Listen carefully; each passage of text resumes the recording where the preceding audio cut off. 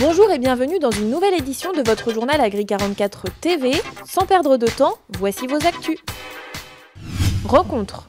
Dans le village de la Chouzière, le lundi 2 novembre, une effervescence inhabituelle d'élus de Chambre, de JA et de FNSEA secoue l'élevage de vaches laitières du GAEC Le Triangle.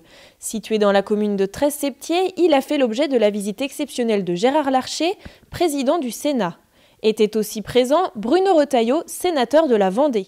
Mais là, je suis dans une stabulation qui est en train de se développer, qui démontre qu'il y a des agriculteurs de toutes les générations, dans le cadre d'un GAEC, qui sont en train d'investir pour l'avenir, parce qu'ils croient, et ils ont raison, que notre pays est un pays dans lequel l'agriculture, la filière agroalimentaire est quelque chose d'essentiel.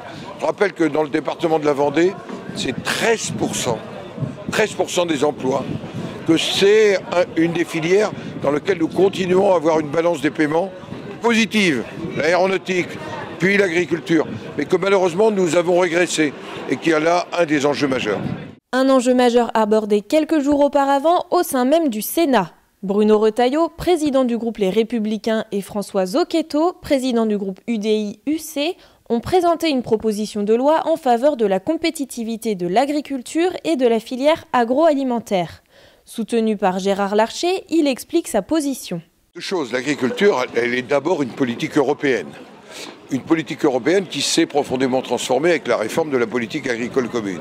Une partie de la réponse est européenne. Est-ce que l'Europe veut encore avoir une agriculture, j'allais dire, performante, exportatrice? C'est le premier des sujets. La réponse, c'est la compétitivité. Et pour la compétitivité, il faut un ensemble de mesures fiscales, sociales, financières, mais aussi d'attitude par rapport aux normes. Maïs.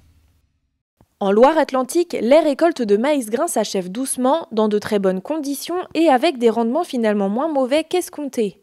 Sur ce chantier d'une parcelle de 8 hectares, située au Cellier, le rendement à l'hectare devrait avoisiner les 80 quintaux en récolte fraîche, soit environ 60 quintaux en matière sèche. C'est certes beaucoup moins bien que l'an dernier, mais pas aussi catastrophique que ce que l'on craignait cet été au plus fort de la sécheresse.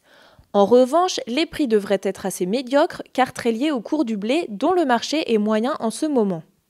Lors de la récolte qui s'est faite le 2 novembre, un camion de Bernard Agri-Service était présent au bout du champ pour récupérer directement une partie des grains et les emmener sur le port de Montoire où ils seront séchés à 15% d'humidité et mis en silo. L'autre partie de la récolte sera mise dans une remorque et acheminée sur l'un des sites de stockage de l'entreprise de collecte. C'est la fin de votre JT, merci pour votre fidélité et à la semaine prochaine pour toujours plus d'actu agri.